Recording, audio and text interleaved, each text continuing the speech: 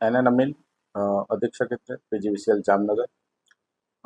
હાલમાં એક રજૂઆત મળેલી છે કે આમદ અલ્લારખા ખીરાભાઈ ગામ મસીતિયાને કુલ 40 લાખનું વીજ બિલ આપવામાં આવેલું છે, જે હકીકત ખોટી છે. હકીકતે એમને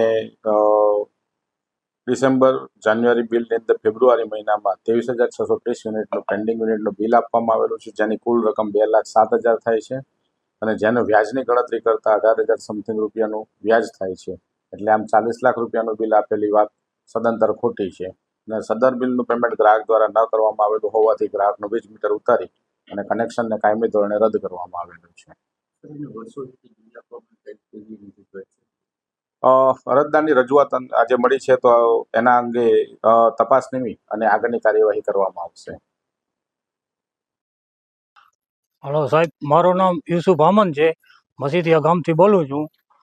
અને હું 2012-13માં ક્યાંક મીટર નાખી ગયા હતા. એ પછી મારો બિલ આવ્યો જ નથી, એક પણ બિલ મારા ઘરમાં નથી.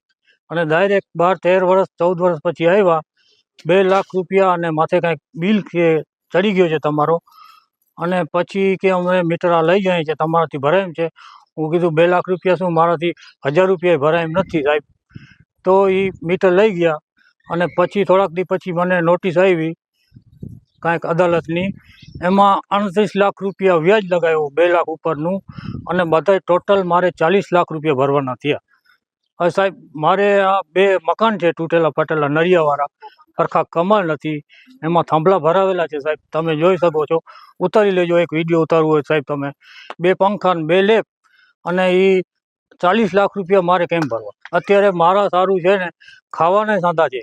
હું એક દિવસ લાલ બંગલા ગયો, એક રોજ તૂટ્યો તો મારા ઘરમાં તાણ આવી ગઈ. મારાથી મારો ઘર નથી હાલતો. મારા 2 દીકરા છે, એક ભાઈ છે, બાપા છે, અને એક ભાઈ છે, અને 2 નાનકડા છોકરા છે. કમાવાવાળો હું એક જ છું. હવે મારાથી મારો ઘર માન હાલે છે, તો આ 2 લાખ રૂપિયા હું ગયો તો આ સાહેબ 38 લાખ રૂપિયા તમે કદાચ ન ભરી શકો.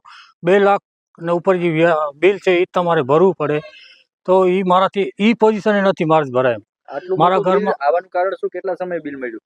બિલ સાહેબ 13-14 વર્ષ પછી મને બિલ મળ્યો જ નથી. બિલ નથી આવ્યો સાહેબ હજી. એ મીટરમાં એ લોકો જોઈ ગયા, ચેક કરી ગયા. જ્યારે મીટર હતું ત્યારથી અત્યાર સુધી આખું બોલો. જ્યારે મીટર નાખી ગયા પછી કોઈ દી એક બિલ મારા ઘર નથી આવ્યું. ખાલી સાહેબ એક પણ અમે કહેતા, બિલવાળા આવે એને કહેતા, સાહેબ અમને બિલ નથી આવતો.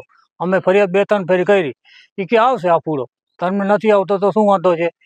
પછી આવ્યો તો ડાયરેક્ટ 2 લાખ ઉપર આવ્યો, 38 લાખ રૂપિયા વ્યાજ લગાવ્યો, ટોટલ 40 લાખ રૂપિયા સાહેબ કર્યા.